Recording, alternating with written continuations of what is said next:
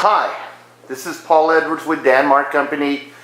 Today you will be getting some information on manual mixing calcium hypochlorite intended for meat, red meat, pork, and poultry. Primarily we're going to be talking about pork and red meat application, but you need to know that it is available for poultry and produce. Anyway, this whole lesson today is going to be covering a lot of information, so please, if you develop any questions, don't hesitate to get back with us at Denmark Company, and we'll be glad to go over some information. For the purpose of just informing you on the tools that I'm going to be using today, I'm going to be scanning some spots, and then I'm going to focus in on it. So just want to let you know that that's what we're doing here. If you'll notice, first thing is that Denmark Company carries a 5-gallon pail. The 5-gallon pail is used for primarily mixing the chemicals. So if you order the pails from us, we will put the label on it, and then you'll have a mixing pail and a label on the mixing pail, so that every time that you go to mix your antimicrobial agent, you manually mix your antimicrobial chemical, you'll be able to mix it in the same container, okay? The other thing you'll notice is that the calcium hypochlorite, which is what we're talking about today, and I apologize in advance if I say the word calcium hypochlorite. It's hard to say that about 20 times real fast, so I may say it wrong. So if you just bear with me. This is the way the calcium hypochlorite will arrive to your location. It'll be either in a 1,000 milliliter container, or it will come in a 500 milliliter container. We'll be talking about the consumption or usage of the product, so it gives you an idea of where you are as far as cost and so forth. As you see there, that is the MSDS on the product, Danmar MSDS on the product, so you should be able to get that email to you whenever you need it, so just get a hold of us. There you'll notice the safe, suitable ingredients, which is what the governing regulatory for calcium hypochlorite. That is what it looks like. And then if you look really closely there, you see the calcium hypochlorite granules. So we'll be using those today. And then as you can see there, does that look like a pill cutter for you? That's exactly what it is. We use that to cut our granules up so they dissolve a little bit easier. And you see that little mask there? Some people are real sensitive to calcium hypochlorite. So that is a mask that we sell, that is N95 mask, that is for any nuisance odors like chlorine that needs to be filtered out of the air.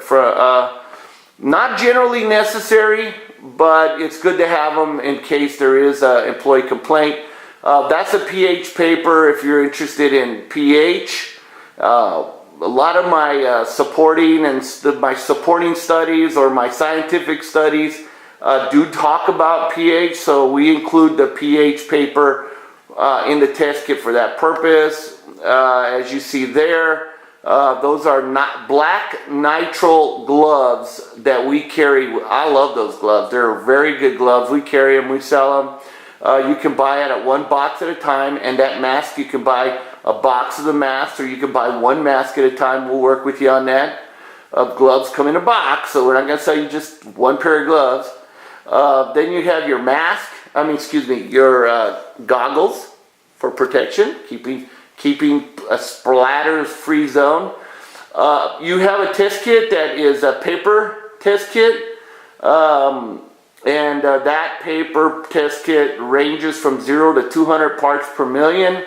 And sometimes it's hard to tell exactly where you're at, so that's why we have a titration test kit. You got titration 1, 2, 3, and 4 test kit. That test kit's available through Denmark Company. Then we have written instructions on how to use a test kit, so that's good to have. And then here you see that we have a copy of the label Flako Calcium Hypochlorite is the name of this product. Flako Calcium Hypochlorite, available through Denmark Company. And that's it, folks. That's all of the stuff that I'm going to be using that is part of our tools for today's lesson. So now what I'm going to do is I'm going to back the camera up a little bit so that you're primarily seeing what I'm doing there in that area as I do it. So I'll be sitting in the chair now, and I'll be going over this information. I promise you I'm going to do everything I can to keep what I'm doing in the camera. I do have a wide angle lens, but sometimes it doesn't get every angle, and that could be for your benefit. I have been told that some of these shots that come out in these videos of me should be doctored a little bit. I don't know what that means, but that's what I'm told. So I'm going to sit down now and I'm going to relax and try to go over everything with you. As I mentioned, we've got the Flako calcium hypochlorite label. That label is going to have first aid recommendations on this side. It has our manufacturing information there as far as how to get a hold of us. It has the active ingredient as well as the inert ingredient. You'll see that we have a minimum of 70% available chlorine through our product. And then on this side of the label is where you'll see your application or mixing instructions.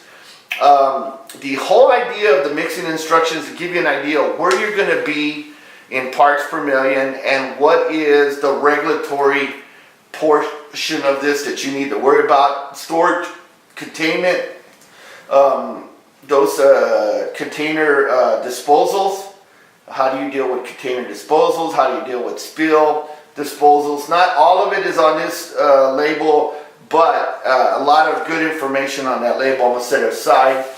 Let me come back here. I'm going to take a look at this right here. Right here on this side of the safe suitable ingredients. This is 7120.1.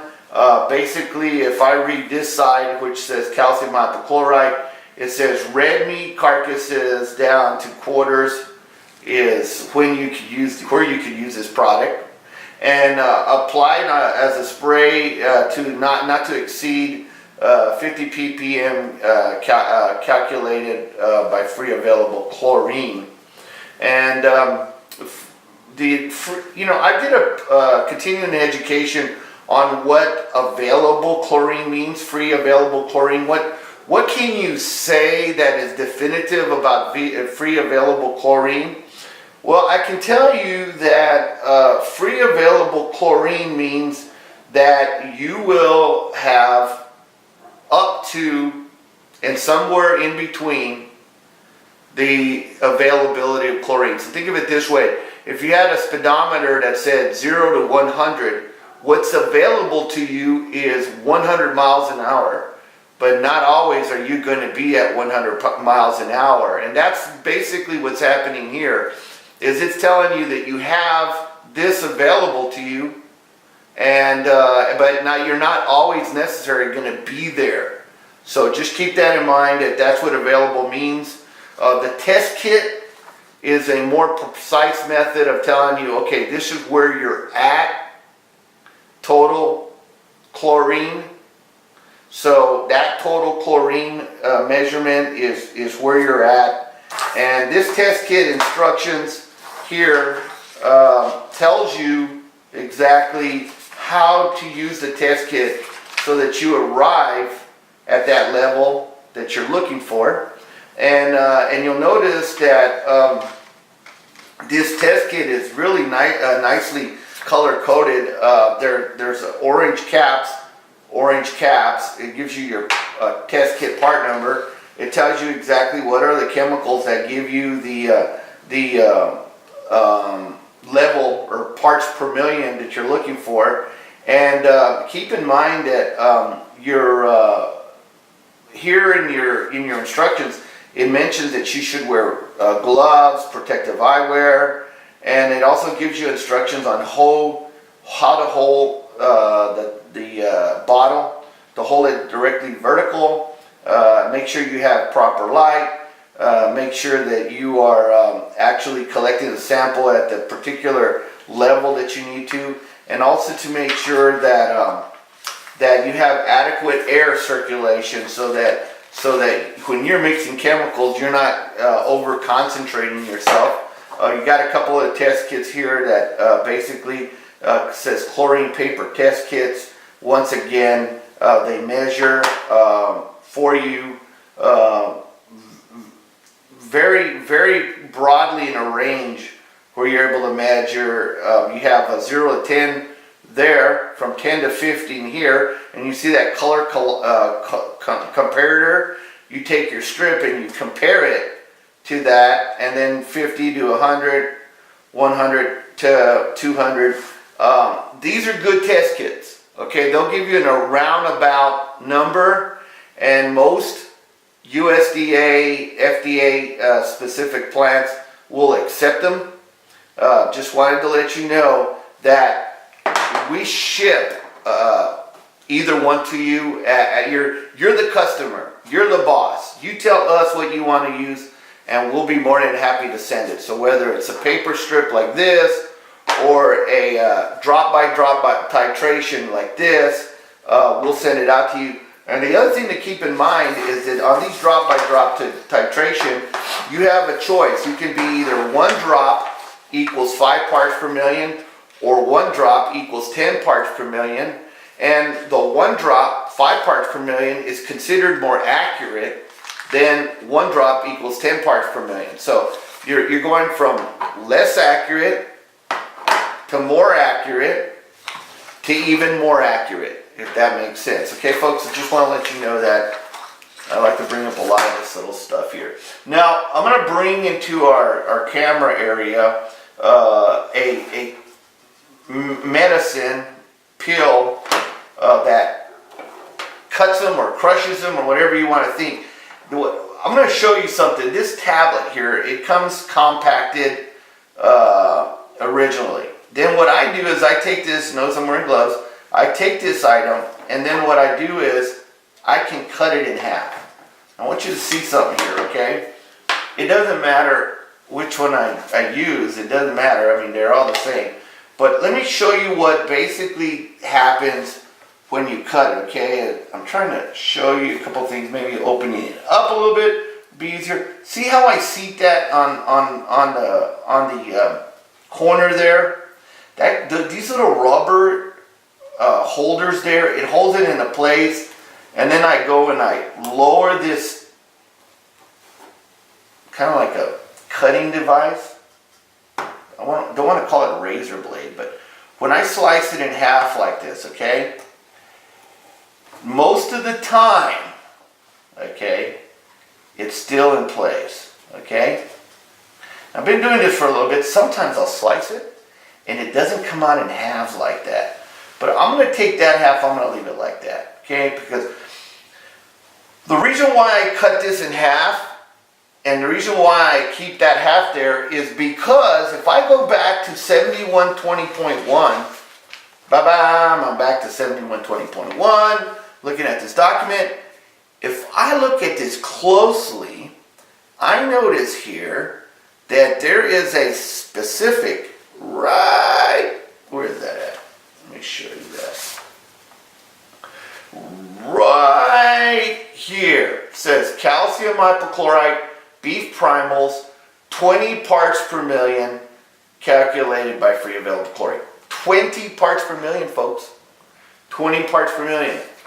So if you look at my label, it says clearly on my label, for beef primal, split the pellet in half and add it to 7 gallons of water to achieve that approximate, and I'm only emphasize the word approximate, 20 parts per million. So by splitting this in half and sticking it into 7 gallons of water, I'm going to demonstrate what that looks like.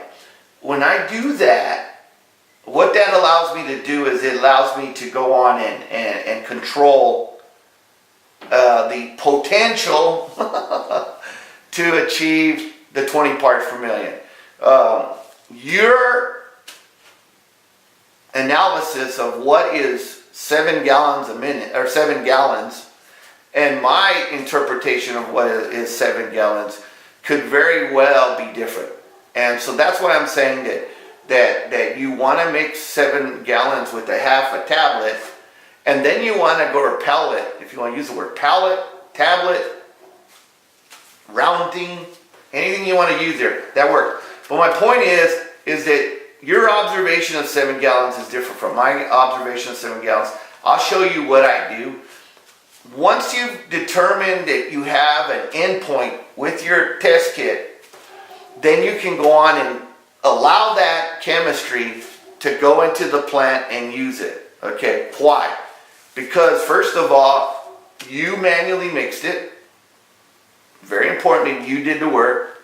If you're going to sign off on it that it was the correct concentration, you're going to release it to be used in the production area. Well, keep in mind, this is a manual mix opportunity here we're talking about. On a later video, we'll talk about automated systems that the Denmark company has created and patented. But for right now, we're just talking about manual mix. And so then what you'll do is, once you've mixed it, once you've tested it with your test kit, whether it be a paper test strip or well, actually, if you think about it, can you really use this paper test kit? Yeah, you can. It does have a section that says 10 to 50 part per million. See how narrow that is? You're in a very small area. And this one right here, by the way, that says 10 ppm as well, 10 to 50. So you have these 10 to 50 paper strips that are helping you. And then you have this reagent test kit that every drop equals 5 parts per million. So roughly speaking, 4 drops is 20 parts per million. Okay? So so here we've cut this in half. Okay, we're going to save these 2 halves here. Okay, these you can order from Denmark company. Some of you live in cities where you have pharmacies and you can get it from them. But if you want to get it from Denmark company, we'll be more than glad to sell to you. Denmark company offers these products. They're a small little markup for us to be able to stay in business. Every business has to have some markup on their product or they can't, stay in business. And then you can purchase these from us as well and go online to see our current pricing on the Flako. This is a 1,000 milliliter container, and then I have a 500 milliliter container, and the 500 milliliter container has approximately half the number of these pellets. And folks, I'm going to tell you something. One of these containers, for some of the smaller customers that we have, going to last a long time, for like a year or so. So you might want to consider buying a 500 milliliter container rather than 1,000 milliliter container and do that. So once again, you've got your label on your container, and then you have your MSDS. I'm going to move the MSDS out of the way so I don't make anything wet. I have already mixed up a chemical water with the one complete tablet in this container with water. Okay, so I'm going to bring the container with water into the middle here so that you can take a look at what that looks like. Okay, into the middle. See that container? See the water here? Let's get up for a second. I'm going to make sure that my camera has got that water. Okay, well, I may have to make an adjustment here. Okay, adjustment needed. Bam. Okay, there we are. So now it's in my view. I want to show you a couple of tools that I made. Once again, you can get it from Denmark for a small little markup, or you can go on and make it yourself. But what I've done is I've got a little stirring pipe here. And notice that at the very end of my stirring pipe, at the very end of my stirring pipe, I also have a little cap here. You see that little cap there? You know what that cap is for? Somebody want to guess? I know I got some smart customers out there. They're all sitting there going, "Oh, I know what that's for, Paul." I'll tell you what it's for.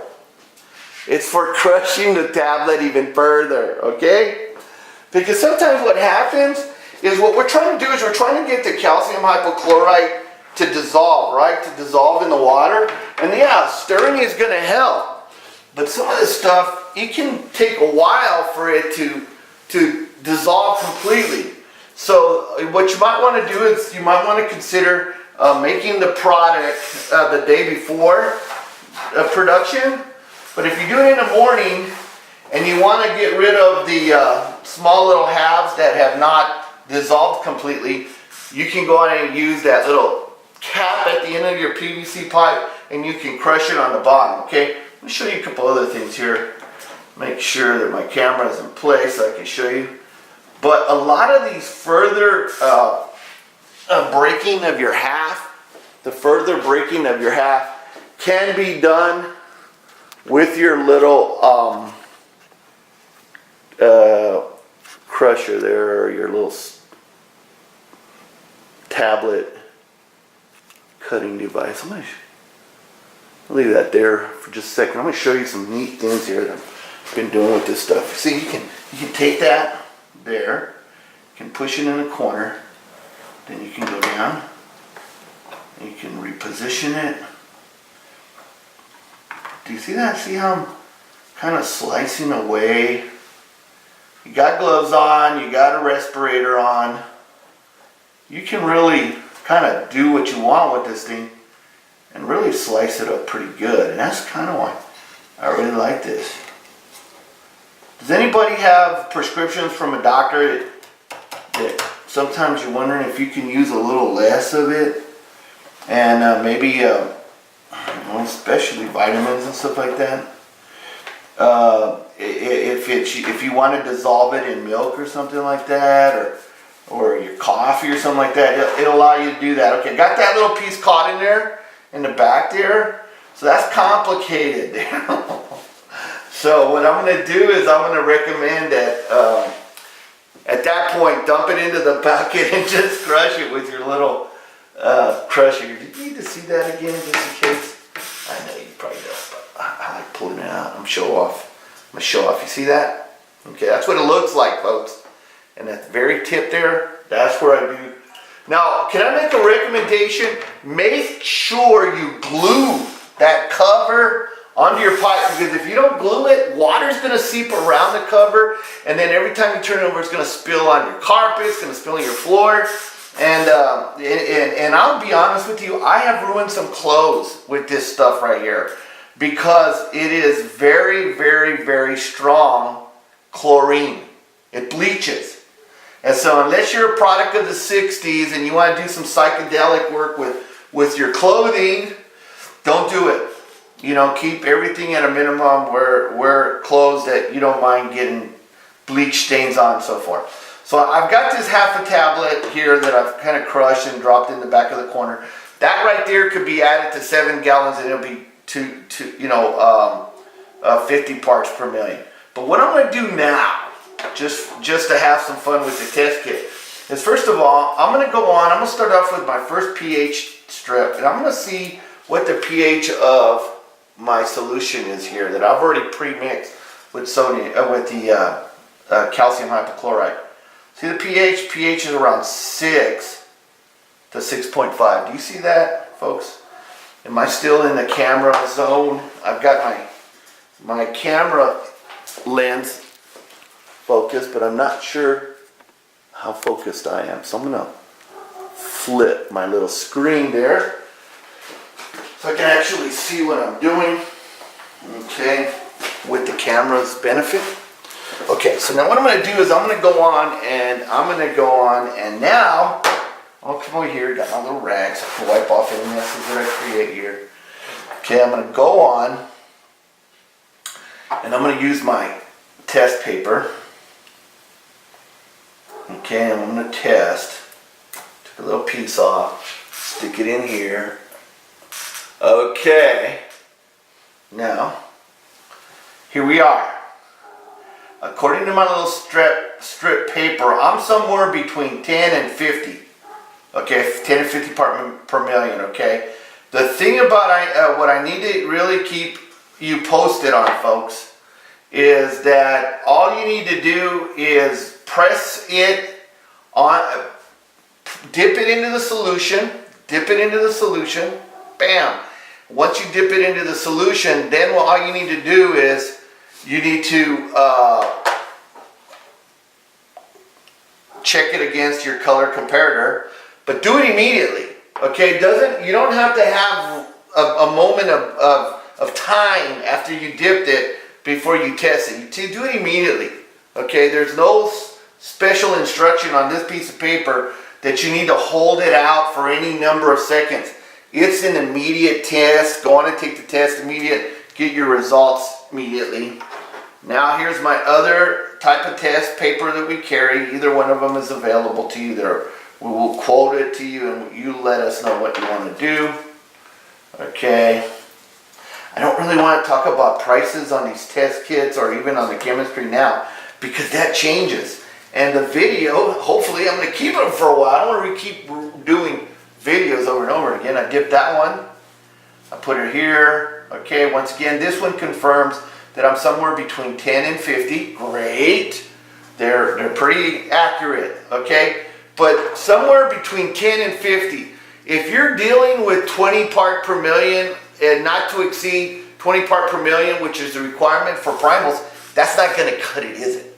No, it's not.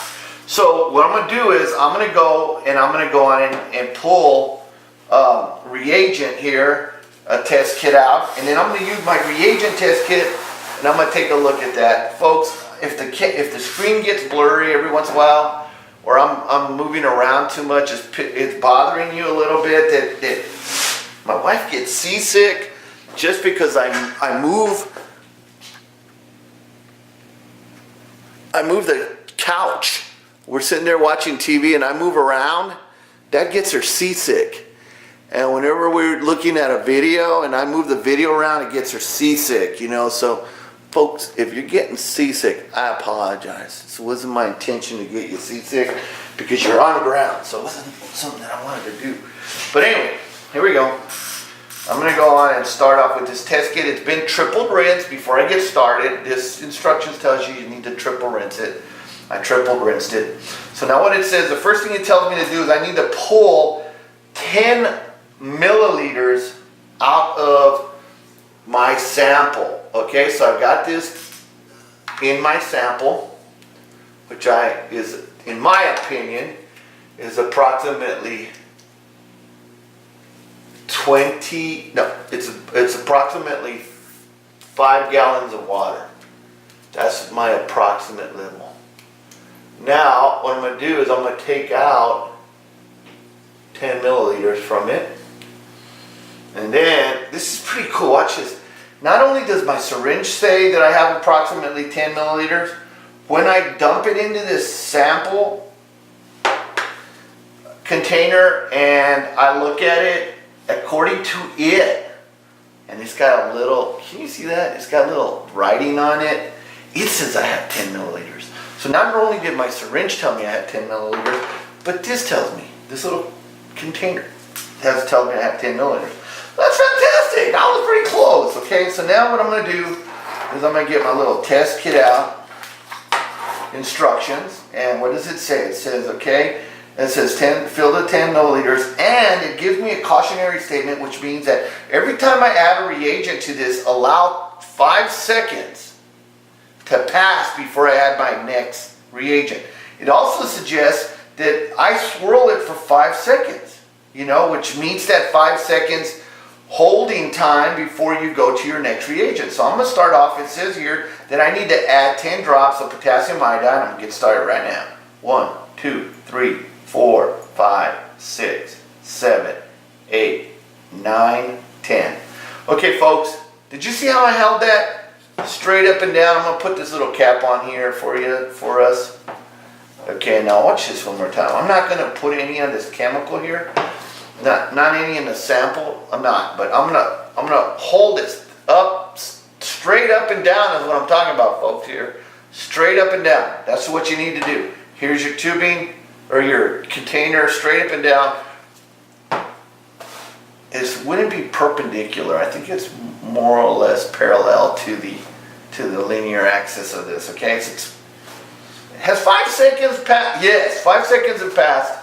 Now I can go to reagent number 2. Reagent number 2 is starch. I add 5 drops of starch. 1, 2, 3, 4, 5. I'm counting out loud, right, folks? Okay, I'm stirring it. Okay, great. Now I got 1, 2, 3, 4, 5. Okay, so I stirred it for 5 seconds. Doesn't say that there's any kind of a problem if you go beyond 5 seconds, but I'm sure there's some sort of issue there, but I don't know what it is. Okay, now I'm going to go here to this test kit, or this next reagent. It's sulfuric acid. I'm going to add 3 drops. 1, 2, 3. 1, 2, 3, 4, 5. Okay. Now I'm going to go on and add sodium thiosulfate. Sodium thiosulfate. It's a hard word to say 5 times in a crowded elevator, but you know what? Gotta do it. Now after 5 seconds have passed, which I believe 5 seconds has passed, because I can't even say a line without taking up 5 seconds, I'm going to add drop by drop, and I'm going to add the drop, seeing if when it clears to an original color, and then I'm going to multiply that by 5. Does anybody want to guess what it's going to be? Okay, it's not lotto time, but 1, 2, 3. Okay, folks, it's clearing up a little bit. 4. Okay, 4. It's between 3 or 4 drops right in there. So I would say that the solution in this container, because of the volume of water I have, because I added the calcium hypochlorite to it, is approximately 20 parts per million and available free chlorine. Now here's what I want to do is I want to do something that's very important for you to take a look at. At this point, if I'm at 20 and I want it to be at 50, right, or closer to 50, guess what? I have this other half of the tablet here, okay? And I can dump it into my 5-gallon pail of water, knock all the contents in there, try to get as much of that crushed tablet out of there, which if you look, it's all gone. You know, a couple flakes here and there, but not a big deal. And guess what? I got my stirring stick. I've got my stirring stick, so I'm stirring it right now. And I'm going to look in here. I'm going to see if I need my little pipe tablet crusher. And when I do, yeah, anybody go frog gigging? Okay, this is a lot like frog gigging, okay? Because you've just stirred up the water, right? Now at the very bottom of the 5-gallon pail is a half a tablet that didn't dissolve right away. And guess what? I got that sucker. Yep, it's like frog gigging. You're down here, you've got to, okay, one more time, I'm stirring it up. It's all gone. Okay, very nice. Tablet crushed. Okay, it makes me think of that game my wife likes called Candy Crush. I don't know why she likes it, but she plays it all the time. Okay. So I'm going to go on and triple rinse my little container here and take another sample. Okay.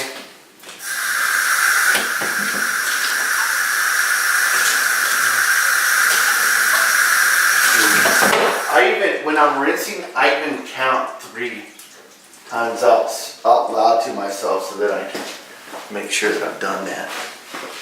Okay, I'm going to go back here, take my little rag here, clean up the wet spots on my table here. Okay, now what I'm going to do is, guess what? What are we going to do about this here? This is a syringe, okay? Does that syringe need to be triple rinsed? Okay, maybe. I know some people that'll say, you know what, you better triple rinse that syringe. Others say, well, you know what, it doesn't say on these instructions that you have to triple rinse the syringe. So, you know, do you don't, you don't. I'm not going to this time, okay? But I could disassemble this like this. Hear that little pop sound?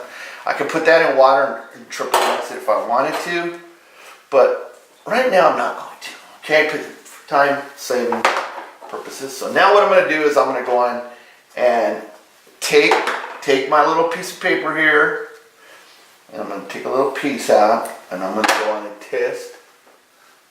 I stuck it in there. Okay, does it look like it's over 50 any? Yeah, looks like it might be over 50, between 50 and 100 now. I don't know. Wait a minute now. Let's let you decide what you think. Okay, I'm gonna bring the camera in closer. I'm thinking that it is. I think it's right there.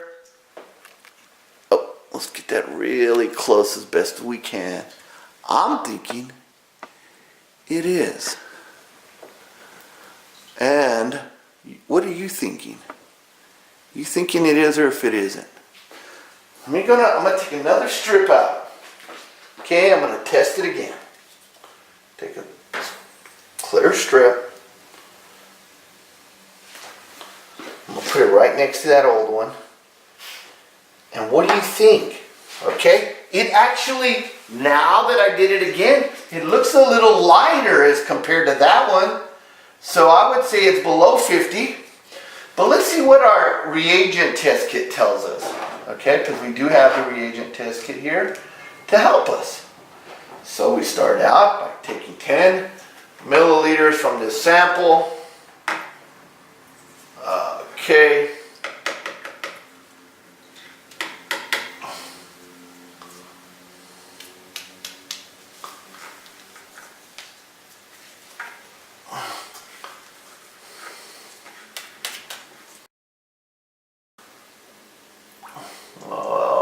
Okay.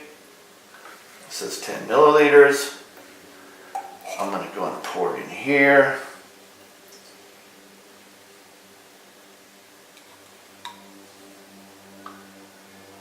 That says it's 10 milliliters. Okay, now what I'm going to do is I'm going to go on, put it on there. Yep, looks like 10 milliliters. Now what it says here, my instructions says add 10 drops of potassium iodine. Here's my potassium iodine. I'm going to add 10 drops. 1, 2, 3, 4, 5, 6, 7, 8, 9, 10. Okay. Then it says add 5 drops of your starch after 5 seconds. 1, 2, 3, 4, 5. And I'm going to add 5 drops of the starch. 1, 2, 3, 4, 5.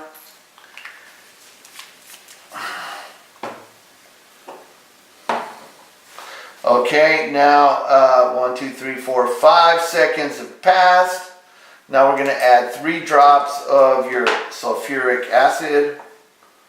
1, 2, 3. Swirling it. Okay, 1, 2, 3, 4, 5. Okay, now we're going to do your sodium thiosulfate drop by drop, and each drop represents 5 parts per million. We're waiting for it to clear up. So where's that sodium thiosulfate? It's right here. We're going to do 1, 2, 3, 4,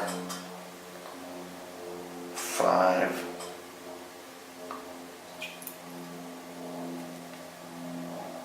6. Looks like it's got all the contents. It's nice to have a white backdrop, folks. Okay, so now I find that we're at 30 parts per million. So I've taken approximately 1 full tablet and 1 half tablet, and I've achieved about 30 parts per million. The whole idea of testing is that it makes it conclusive that your volume of water and the amount of tablets achieved your goal, which is to be at 30 parts per million or 20 parts per million, or maybe even as close to 50 parts per million as you want. But here's a couple of things you need to keep in mind. First of all, when Danmar does its validation studies, we give you a range of anticipated outcomes based on scientific and supporting documentation.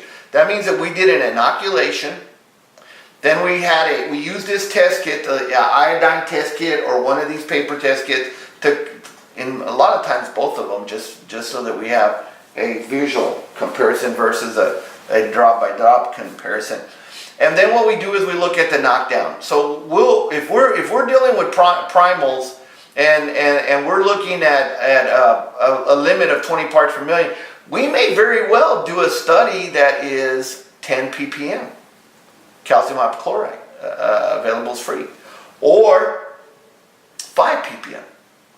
You need to take a look at your studies and make sure that you know exactly what study you're using as your supported documentation, and what is it that you're treating. Are you treating a carcass? Are you treating a primal? What it is, and make sure that your supporting documentation supports that ppm level that's your approval for. And so then when you've taken and you've used your test kit, you've said at that point, by using your test kit, you're okay to take that chemistry into the production environment, into your food processing environment, and apply it at that concentration, knowing that you're going to have a technical effect that you want, which is microbial reduction. Well, folks, we've gone over a lot of information today, and I apologize if I've taken too much of your time, but I really do appreciate your business. You know, at Danmar Company, it's very important to us that we keep a satisfied customer, and that's why we do the things that we do. We try to give you a value-added price, value-added approach, value-added techniques, value-added outcomes, so that you and your customer base are satisfied with the work that we do.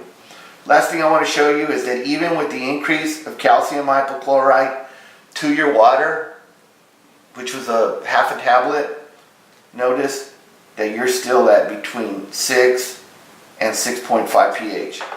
I'm not recommending, without any particular scientific and supporting acts, okay? So I don't want you to use something in such a way that I haven't studied it, I haven't recommended it, I haven't showed you it. That's very important to me. The last thing I want to do is I'm going to demonstrate how you go about mixing 7 gallons of water. Okay? So I'm moving all my tablets out of the way. Okay? I'm going to open up the space here in the middle, and then I'm going to demonstrate that. Okay? I'm going to move this back. Okay. Okay. Oh, it's too far back right there. Okay, there we are. So we've got, let's see here. I apologize if this starts to show a little bit more than you needed to see. That's so funny. Okay, so what I'm going to do is I'm going to pull out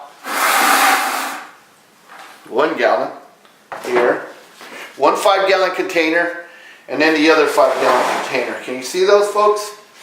Now, if you want to mix this up, okay, it stands to reason that if you're trying to get 7 gallons with a half a tablet, well, we just saw right now that a half a tablet didn't make a huge difference. We went to from about a 20 to 25 part per million. I took 1 full tablet and I added it to what I thought was 5 gallons of water, and when I measured it, it was approximately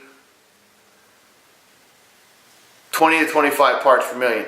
So let's say that I want to go on and dilute that further. Well, I can put water into 1 tank, and then I have my concentration on this other this other side here. So let's say that I have 25 ppm, but what I'm trying to do is get down to 20 ppm. I have 5 gallons. Am I making sure so I'm gonna use this little pointer here to try to give you that information you need. Here, we're gonna make a little bit of adjustment here. Okay, here we go. Okay.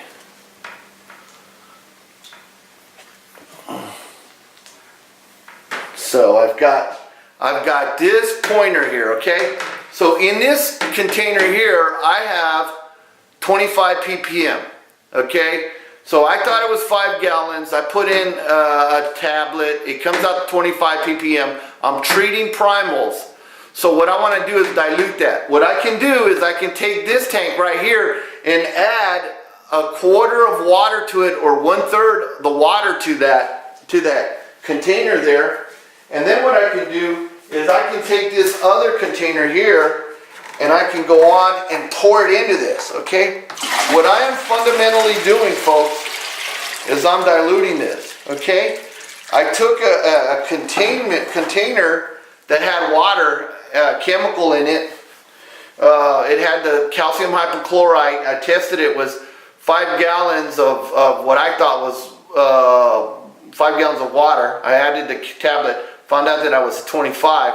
I want to dilute it for primals. So what I did was I put in another 1/3 water in here, and I mixed this into this. Okay, I can test it right now if I want to, but what actually I would recommend, if you want to, is you can go on and pour that back in here like this. And now what you're doing is you're creating really a static mix of the both.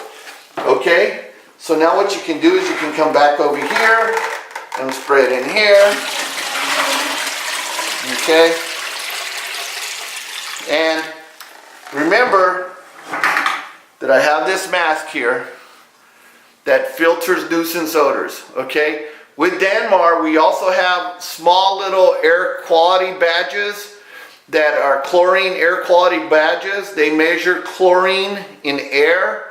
And we also have digital meters where it'll measure real-time chlorine in air in that digital meter. And that will be taught at a different video on how to use those.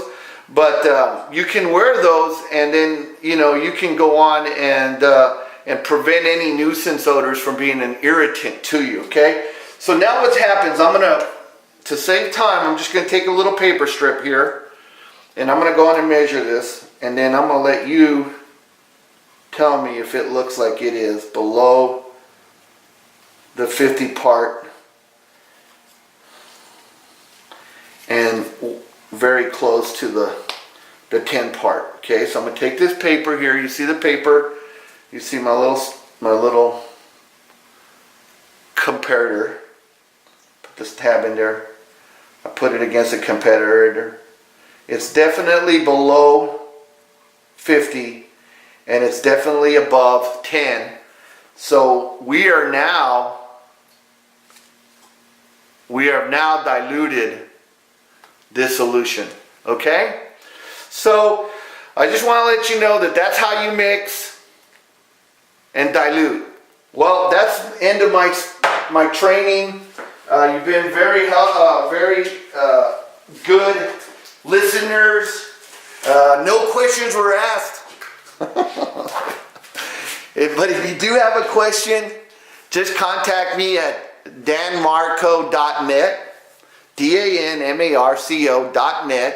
We will post this video there for our customers, so you can take a look at that. And also you can email me at danmarco1. This is Paul Edwards. It is our intention to provide you continuing education, but this video in no way gives you a warranty implied at all, that there's a warranty to what we've done. You're buying products, you're testing it yourself, you're managing that program. We'll provide you information to the best of our ability, but we can't warranty what's going to happen at your location when you're in control of it. So thank you very much for the business, and I thank you very much Call me if you have any questions at 817-822-5767 or 888-822-5767. Thank you. Have a great day.